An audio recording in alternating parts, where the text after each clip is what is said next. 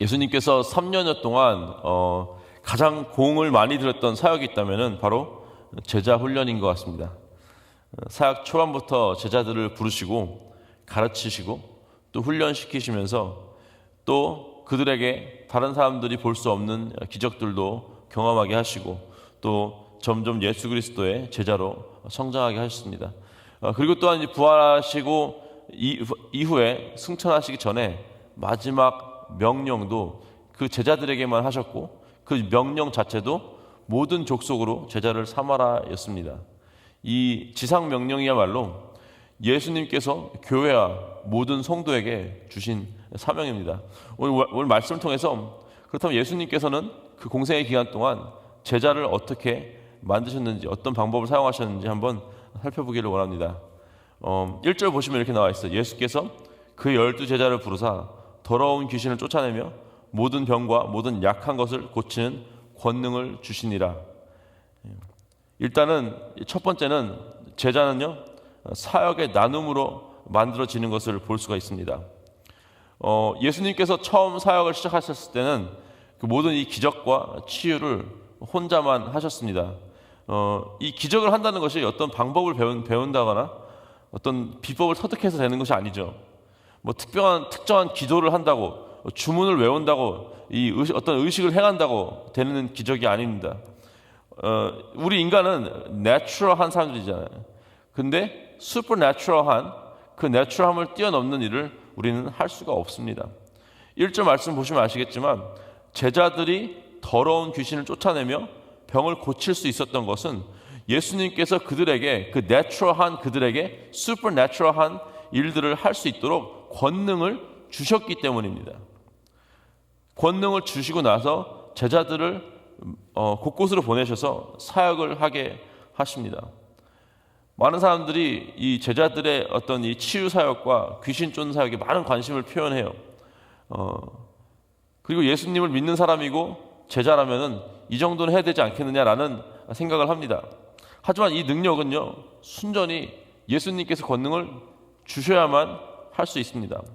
주님께서 우리에게 주신 이 권능, 또 은사라고도 하는데 정말 다양하게 있죠. 사실은 고린도전서와 또 로마서 등 다양한 이제 은사의 리스트와 사용법을 알려줍니다. 이렇게 은사를 우리에게 주신 이유는 바로 예수님의 사역을 우리에게 나눠 주심으로써 하나님 나라를 이 땅 가운데 선포하게 하려 하심입니다. 주님께서는 예수님을 믿는 자들에게 은사를 주셔서 그 은사를 예수님의 이 몸된 교회를 세우는 데 사용하게 하셨습니다. 그 은사를 가지고 사역을 하는 것이 봉사죠. 봉사는 그냥 교회에서 무슨 일을 하는 것이 아닙니다. 이거는 내추럴한 사람들이 슈퍼내추럴한 일을 할 수 있도록 하나님께 주신 이 권능을 가지고 이 권능을 겸손하게 또 질서에 맞게 말씀대로 잘 사용하여서 사역을 하는 것이 바로 봉사입니다. 예수님을 믿는다면은 주님께서 반드시 이런 은사를 주셨는데 그 은사를 통해서 또 봉사를 해야지만 제자가 될 수 있다는 사실을 믿으시길 바랍니다. 2절부터 4절에서 이렇게 나와 있죠. 2절에서 12사도의 이름은 이러하니, 이제 12사도 이름이 쫙 나와 있죠. 베드로, 또 시몬, 베드로라 하는 시몬, 형제 안드레와 세베대의 아들 야고보, 그 형제 요한, 빌립과 바돌로메, 도마와 세리 마테, 알페오의 아들 야고보와 다데오, 가나나인 시몬 및 가롯 유다. 이렇게 12명의 이름이 리스트가 돼서 나옵니다. 두 번째 제자를 만드는 방법은 제자는 관계를 통해서 만들어집니다. 예수님은 제자들과 3년 넘는 시간을 진짜 함께 하셨죠. 서로 관계를 쌓아갔습니다. 12명 이름을 다 했는데 그 함께 하시면서 관계를 만들어 가시고 그냥 단순히 선생과 제자의 관계가 아닌 정말 신뢰와 사랑으로 이루어진 끈끈한 관계였습니다. 마가복음에는 이렇게 나와 있어요. 3장 14절에 이 12를 세우셨으니 이는 자기와 함께 있게 하시고 이런 말을 하시죠. 그러니까 수많은 사람들이 예수님을 쫓아왔지만 수많은 사람들이 예수님과 함께 있기 원했지만 예수님은 12명을 고르시고 선택하시고 12명이 자기와 함께 먹고 자고 돌아다니면서 시간을 보내셨습니다. 보통 이제 제자 훈련 하면 그 기간이 좀 길다고 느껴져서 부담스러워 하시는 분들이 계시죠. 1대1 기간이 한 4개월 정도 되고요. 제자 훈련 하면 9개월, 그러면 총 한 13개월의 시간에 훈련을 받게 됩니다. 1년이 넘는 시간이죠. 그리고 뭐 나중에 사역 훈련까지 들어가면은 1년 반이란 시간을 훈련을 사용하게 됩니다. 근데 그게 그렇게 긴 시간이 아니에요. 역사상 최고의 제자 훈련 강사가 누굴까요? 예수님이죠. 예수님이 가장 뛰어난 제자 훈련 강사 아닙니까? 예수님은 이 제자들을, 이 오합지졸 아무것도 모르는 제자들을 훈련하시는데 3년을 사용하셨습니다. 근데 이 3년이 우리의 3년과 다르죠.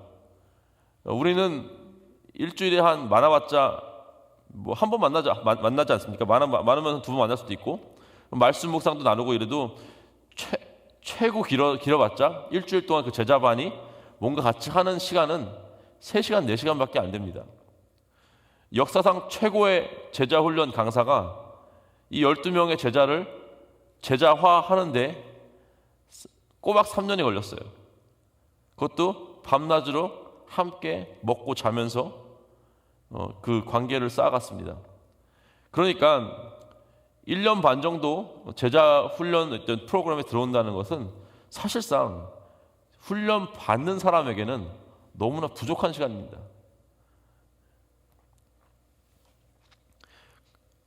하지만 예수님께서는 그 3년 동안 제자들과 깊은 관계를 쌓아서 그 관계를 통해서 그 제자들을 그 12명의 제자라고 부르긴 좀 그랬지만 처음에는, 나중에는 예수님의 제자로서 사명을 다하는 그런 귀한 제자들로 만들어졌습니다.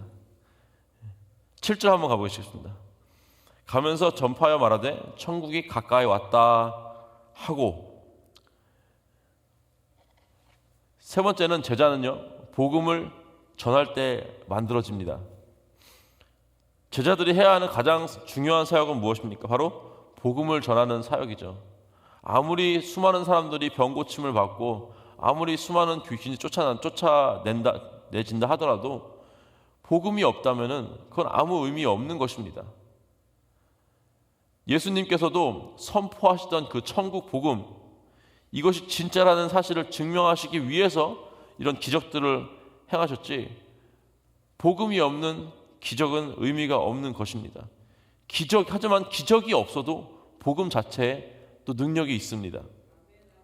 우리는 그 기적에 대해서 비중을 많이 두지만, 왜냐하면 대단해 보이죠. 슈퍼내추럴한 것이기 때문에. 하지만 죽어있고 지옥에 가야 마땅한 영혼이 자신의 죄를 회개하며 예수님을 구세주와 주님으로 믿고 구원받아 하나님 아버지의 자녀가 되는 것이야말로 진정한 기적임을 믿으시길 바랍니다.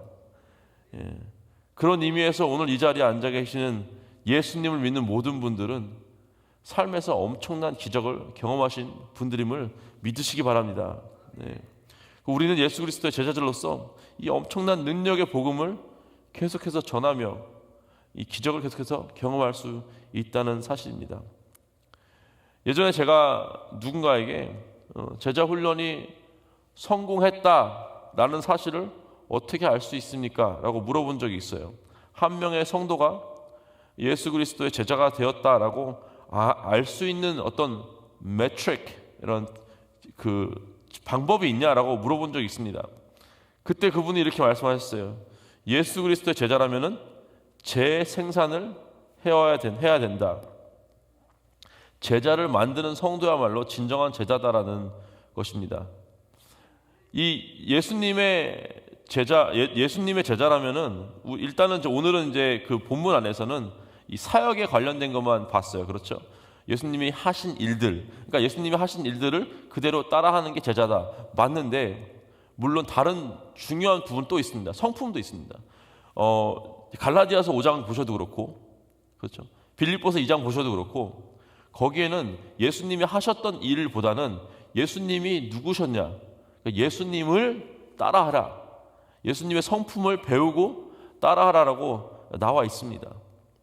그러니까 사역과 성품이 둘 다 같이 가야 되는 것이죠. 말씀에서도 예수님이 그 제자들에게 너희는 가서 제자가 되어라 하지 않습니다. 어떻게 말씀하시죠? 가서 제자를 삼아라. 그러니까 make disciples예요. 가서 be disciples가 아니라 make disciples. 제자들이 마땅히 해야 할 일이 바로 제자를 만드는 것이라는 뜻입니다. 이것을 통해서 오늘 말씀에서 세 가지 봤는데요. 사역의 나눔, 또 관계의 싸움, 복음의 선포. 이것을 우리가 열심히 함으로 우리가 제자로 또 변해가는 것을 우리가 알 수 있습니다. 저는 이것을 가장 잘 실천할 수 있는 그 사역이 바로 이 순모임이라고 생각합니다.